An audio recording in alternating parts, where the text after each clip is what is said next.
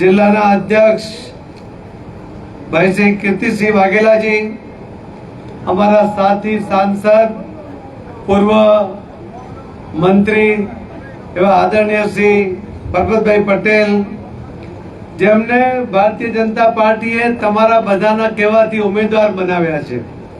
અહીંના આગેવાનોએ સર્વાનુમતે એક નામ આપ્યું છે એવા ડોક્ટર રેખાબેન ચૌધરી, અમારા ધારાસભ્ય અને પૂર્વ મંત્રી શ્રી કેસાજી ચૌહાણ, ધારાસભ્ય શ્રી અનિકેતભાઈ ઠાકર, ધારાસભ્ય શ્રી પ્રવીણભાઈ માળી, ધારાસભ્ય શ્રી માવજીભાઈ દેસાઈ, જિલ્લા પ્રભારી પૂર્વ મંત્રી શ્રી જયંતિભાઈ કવાડિયા, શ્રી પરેશભાઈ શાસ્ત્રી પ્રદેશના ઉપાધ્યક્ષ શ્રી, નૌકાબેન પ્રજાપતિ પ્રદેશના મંત્રી શ્રી, રાજેન્દ્રસિંહ ચાવડા લોકસભાના પ્રભારી અને પૂર્વ ધારાસભ્ય શ્રી રાણાભાઈ દેસાઈ, શ્રી અમિતભાઈ ઠાકર ધારાસભ્ય શ્રી શશિકાંતભાઈ પંડ્યા પૂર્વ ધારાસભ્ય શ્રી ગોવાભાઈ દેસાઈ પૂર્વ ધારાસભ્ય શ્રી દિનેશભાઈ અનાવડિયા પૂર્વ સાંસદ પૂર્વ જિલ્લા પ્રમુખ શ્રી ગુમાનસિંહભાઈ ચૌહાણ, શ્રી તુલસીભાઈ પટેલ બનાસબેન ચેરમેન, શ્રી જીતુભાઈ મહેતા, ડાયસ પર બેઠેલા સૌ આગેવાનો અને વિશાળ સંખ્યામાં બ્રહ્મ સમાજની સાથે રાજપૂત સમાજ, પટેલ સમાજ, માળી સમાજ, આ તમામ ઇતર સમાજની સાથે આજે ઉપસ્થિત સર્વ આગેવાનો સૌને આપ સૌને વંદન કરું છું અને આપ સૌને અભિનંદન આપું છું. અભિરામભાઈ મને મળવા આવ્યા હતા અને મને એમણે કહ્યું કે મારે ભારતીય જનતા પાર્ટીમાં જોડાવું છે. મેં કહ્યું કે મારે તો લોકલ નેતાગીરીને પૂછવું પડશે અને મેં જયારે અહીંયા પૂછ્યું ત્યારે અહીં બેઠેલા સૌ ભારતીય જનતા પાર્ટીના આગેવાનો એક અવાજે એમ કહ્યું કે અભિરામભાઈ આવશે ને તો આ વાવની સીટ પરથી જ અમે 1 લાખની લીડ લઈને આવ્યા. તમારા બધાના આવવાને કારણે ભારતીય જનતા પાર્ટીની તાકાત વધી છે. આપ સૌ એક અવાજે હમણાં પરબતભાઈને કહેતા હતા કે આદરણીય પ્રધાનમંત્રી શ્રી નરેન્દ્ર મોદી સાહેબને 3જી વાર પ્રધાનમંત્રી બનાવવાના છે અને એના માટે આપ સૌ સંમત છો. મોદી સાહેબને આપ સૌ પ્રેમ કરો છો. બનાસકાંઠાના વિકાસની અંદર જો સૌથી મોટું કોઈનું યોગદાન હોય તો આદરણીય પ્રધાનમંત્રી નરેન્દ્રભાઈ મોદી સાહેબ. દૂધની ક્રાંતિ થઈ, આ સફેદ ક્રાંતિની અંદર જો કોઈએ સરકાર તરીકે મહત્વનો ફાળો આપ્યો તો મુખ્યમંત્રી તરીકે આદરણીય આજના પ્રધાનમંત્રી શ્રી નરેન્દ્ર મોદી સાહેબે આપ્યો. પાણી માટે, પીવાના પાણી માટે પણ જે વિસ્તાર વલખા મારતો હતો, જમીનમાં દૂર સુધી ઊંડે સુધી પાણી હોય, એ પણ ઓઇલ મિશ્રિત હોય, મોંમાં મુકાય નહીં એવી જગ્યાએ આજે તમે ખેતરોમાં આ ઉનાળામાં પણ, માર્ચ એપ્રિલમાં પણ તમે લીલો કરી શકો એવા ખેતર. પણ મોદી સાહેબની સાથે સાથે અહીં બેઠેલા જે આગેવાનો છે એ બધાએ તમારી વ્યથા, તમારી કથા એ મોદી સાહેબ પહોંચાડીને એમને જે ફોલોઅપ કર્યું એની પાછળ જે પડી ગયા એના કારણે આ શક્ય બન્યું છે. મિત્રો, હું પોતે પણ, મારી પાસે લગભગ 700 ભેંસો અને 100 ગાય હતી. એ જયારે ભેંસો લેવા માટે મારી સાથે જોડાયેલા એક ભાઈ દેવીદાસભાઈ અહીંયા આવતા, એ તમારા વિસ્તારમાં ફરતા, એના પહેલા અમે એક સર્વે કર્યો હતો કે અહીંયા ખેતી થતી નથી, અહીંયા પાણીની વ્યવસ્થા નથી, એટલે ઇન્ડસ્ટ્રી નથી, અને છતાં અહીંયાના લોકો આર્થિક રીતે સક્ષમ કેમ છે. અને એની અંદર આવ્યું હતું કે અહીંયા ઘરે ઘરે સફેદ ક્રાંતિ થઈ છે અને એના કારણે અહીં જે સમૃદ્ધિ છે મેં પણ એમાં ઝંપલાવ્યું. આ જ વિસ્તારમાંથી ઘણા બધાના ગામોમાંથી અમે ભેંસો લઈને ત્યાં તબેલામાં અમે 700 ભેંસો ભેગી કરી હતી. પણ તમારામાં જે આવડત છે ને દૂધની ક્રાંતિ કરવાની, સફેદ ક્રાંતિ કરવાની, અને તમારા બધા કરતા પણ જે બહેનોમાં જે વિશેષ આવડત છે એના કારણે બનાસકાંઠા જિલ્લો કે આજે આર્થિક રીતે પણ સક્ષમ બન્યો છે અને આખા દેશને બનાસકાંઠાનું દૂધ પહોંચે છે. આદરણીય પ્રધાનમંત્રી મોદી સાહેબ કહે છે ને કે જ્યાં સુધી બનાસનું દૂધ દિલ્હી નહીં પહોંચે તો દિલ્હી વાળાને સવારની ચા નહીં મળે, એ પ્રકારની આખી વ્યવસ્થા એ તમે બધાએ ઊભી કરી છે.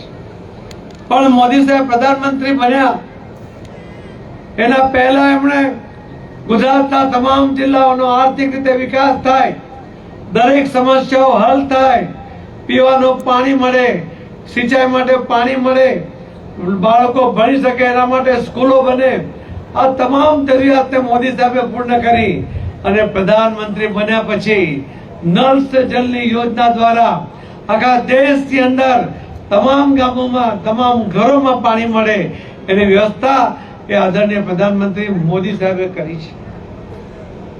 24 કલાક વીજળીની વાત હમણાં પરબતભાઈ કહેતા હતા, તમને બધાને યાદ છે અને વિશેષ કરીને બહેનોને યાદ છે કે સાંજે અંધારો થાય એના પહેલા રસોઈ થઈ જાય, એના પહેલા બધા જમી લેવું પડે, વાસણ પાણી થઈ જાય અને પછી ઘરમાં સન્નાટો હોય, કોઈ કામ નહીં.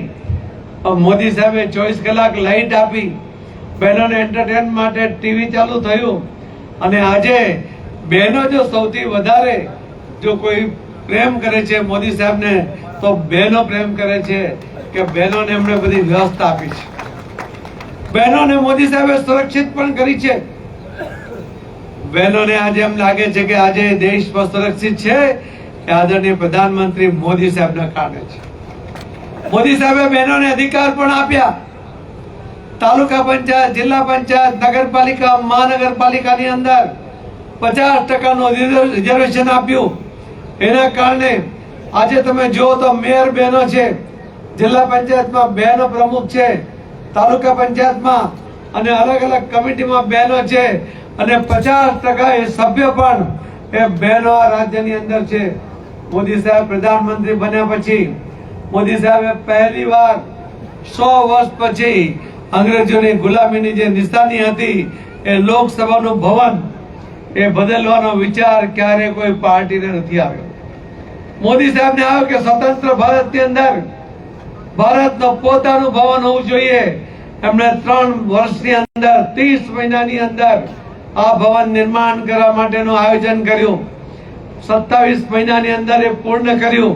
એક ઐતિહાસિક ભવન તો નિર્માણ કર્યું, ઐતિહાસિક સમયની અંદર પણ ભવન નિર્માણ કર્યું અને પહેલો ઐતિહાસિક ઠરાવ કર્યો કે આવનારા 29 પછી આખા દેશની અંદર તમામ રાજ્યોમાં અને લોકસભામાં પણ 33% બહેનોને રિઝર્વેશન મળે એની વ્યવસ્થા મોદી સાહેબે કરી છે. આ મોદી સાહેબ કેટલો દૂરનો વિચારે છે, બહેનોના ટેલેન્ટમાં અમને કેટલો વિશ્વાસ છે, બહેનોની તાકાતમાં અમને કેટલો વિશ્વાસ છે. જે ચંદ્ર ઉપર જે યાન ગયું એની જે સાયન્ટિસ્ટોની ટીમ હતી એમાં પણ 50% બહેનો હતી.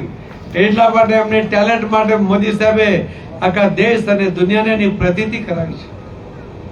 તમે આકાશ હોય કે પાતાળ હોય, તમારો ભૂમિદળ હોય કે નૌકાદળ હોય, આ દેશની સુરક્ષા કરવા માટે, નેતૃત્વ સંભાળવા માટે આજે બહેનોને તક મળી છે. દુનિયાને મોદી સાહેબે બતાવ્યું છે કે ભારતની આ દીકરી એ આ દેશની બાઉન્ડ્રી, એની બોર્ડર એને સુરક્ષિત કરવા માટે સક્ષમ છે. એના હાથમાં આ દેશ સલામત છે એ મેસેજ પણ એમણે દુનિયાને આપ્યો છે.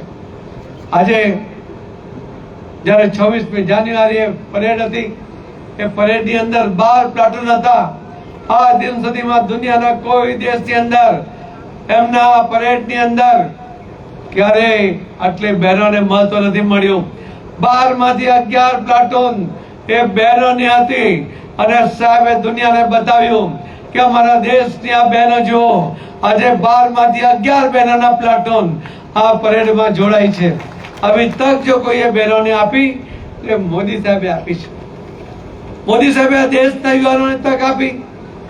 આ યુવાન સ્વાવલંબી બને એના માટેના પ્રયત્ન કર્યા, એના માટેની યોજનાઓ બનાવી. આપણે બેંકોને કહ્યું કે આ યુવાન જ્યારે જો કોઈ પોતાનો બિઝનેસ કરવા માંગતો હોય તો એને તમે લોન આપો. લોન પણ કેવી આપો? વગર વ્યાજની લોન આપો. પહેલી વાર કોઈ પ્રધાનમંત્રીએ આ દેશના યુવાનોમાં વિશ્વાસ કરીને એને વગર વ્યાજની લોન મળે, એ સ્વાવલંબી બને એના માટેના સફળ પ્રયત્ન કર્યા. બેંકોના અધિકારીઓએ સાહેબને પૂછ્યું કે સાહેબ તમે કહો છો અમે એમને લોન આપી દઈએ, વગર વ્યાજની લોન પણ આપી દઈએ, પણ એના જામીન કોણ બનશે? આખા દુનિયામાં કોઈ રાષ્ટ્રપતિ અથવા કોઈ પ્રધાનમંત્રીએ ક્યારે પોતાના દેશના યુવાનો પર ભરોસો નથી કર્યો. એટલો ભરોસો મોદી સાહેબે કરીને મોદી સાહેબે બેંકોના અધિકારીને કહ્યું કે આ દેશના યુવાનો પ્રામાણિક છે, એમની તાકાતમાં મને વિશ્વાસ છે, એમની ટેલેન્ટમાં મને વિશ્વાસ છે, એમનો જામીન હું નરેન્દ્ર મોદી પોતે છું.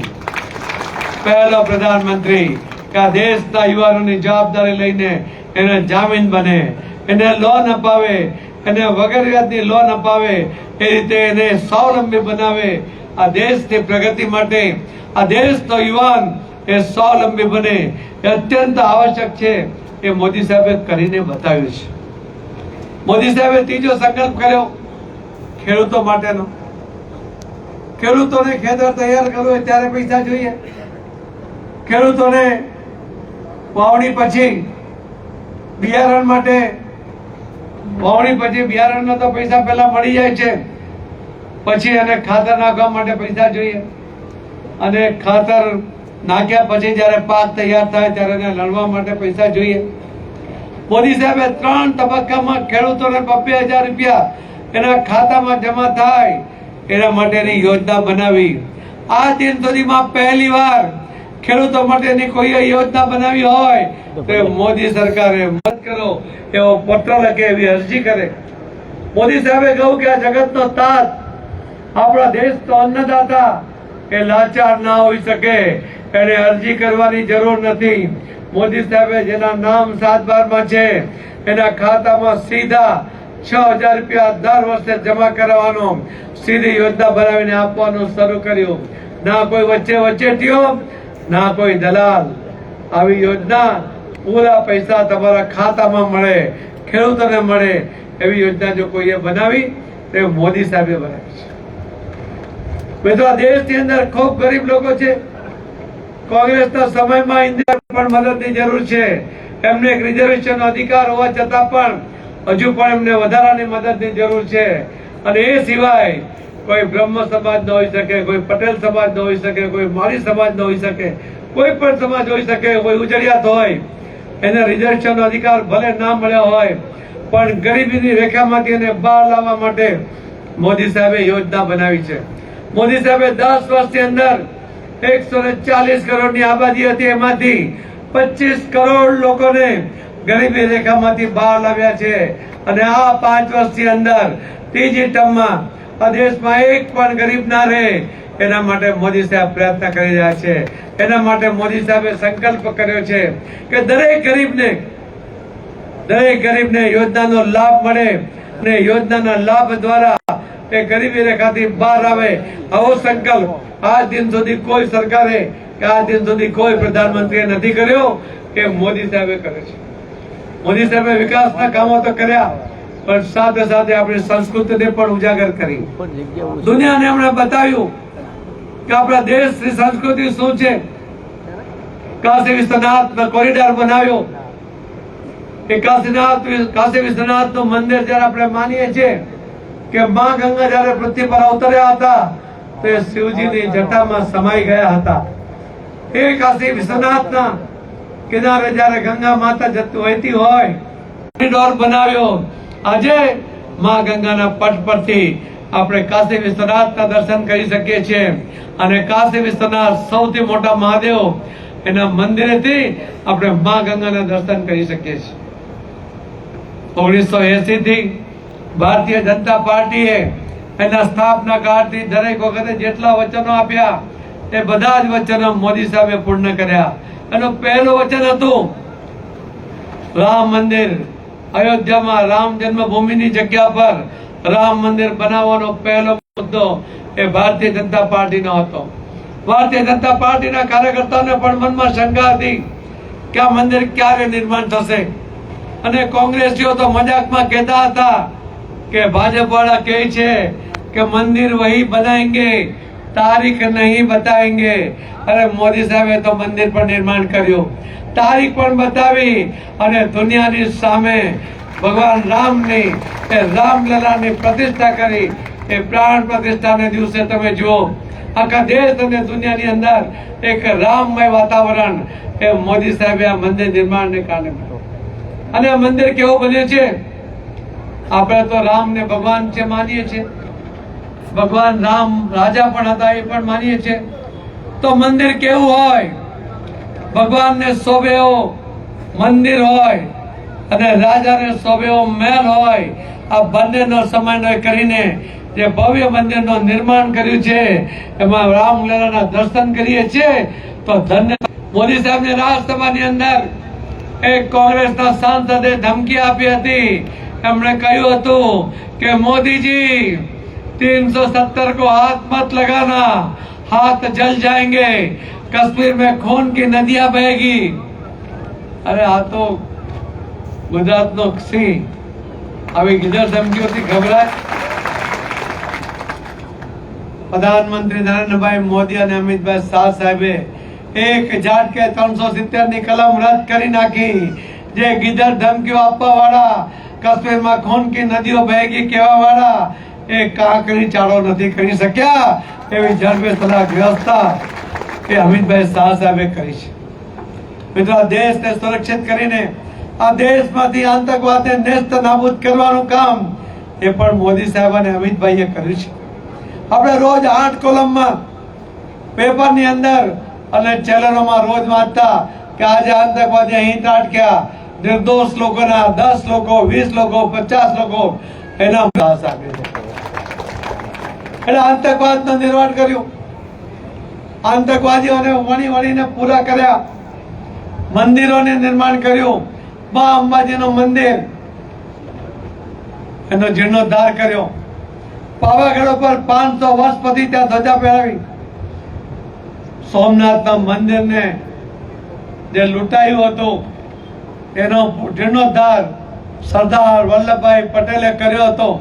પણ એમના અચાનક જવાને કારણે સોમનાથનું મંદિર તો સોના મળેલું હતું, એને સોનાથી મળવાનું કામ એ પણ કહ્યું કે જાઓ તમે જમી લો, હું આવું છું. અમને આશ્ચર્ય થયું કે સાહેબ ક્યાં જાય છે? પણ થોડી વારમાં તો ટીવી પર અમે જોયા દરિયાની અંદર 70-80 ફૂટ નીચે ભગવાન કૃષ્ણની દ્વારકા નગરી જે ડૂબી ગઈ હતી, જે દરિયામાં ગરક થઈ ગઈ છે, એને શોધીને એને હાથથી સ્પર્શ કર્યો મોદી સાહેબે. ભગવાન કૃષ્ણને ગમતો મોરપીંછ એ ત્યાં અર્પણ કર્યું. દ્વારકા નગરી બનાવી હતી. ભલે આજે દરિયામાં હોય પણ એનું અસ્તિત્વ એ છે એ દુનિયાને મોદી સાહેબે બતાવ્યું. એ આપણી સંસ્કૃતિ મોદી સાહેબે બતાવી. મોદી સાહેબે ઇતિહાસ લખે છે રોજ. ત્યાં એટલી બધી ભીડ હોય કે કોઈને એડમિશન મળે નહીં એવી સ્થિતિ હતી. મોદી સાહેબે કહ્યું કે એક જ જગ્યાએ કેમ એમ્સ, દરેક રાજ્યમાં એમ્સ હોવી જોઈએ. મોદી સાહેબે રાજકોટને એક એમ્સ આપી. ગુજરાતની અંદર એમ્સ જેવી હોસ્પિટલ આવે એ મોદી સાહેબની દેન છે.